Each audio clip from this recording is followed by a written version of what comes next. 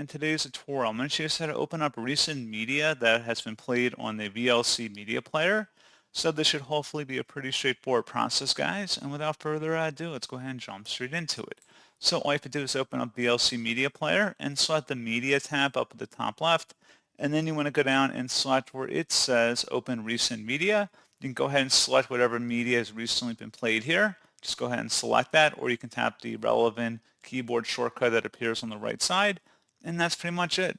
So, as always, thank you guys for watching this brief tutorial. Do hope that was able to help you out, and I do look forward to catching you all in the next tutorial. Goodbye.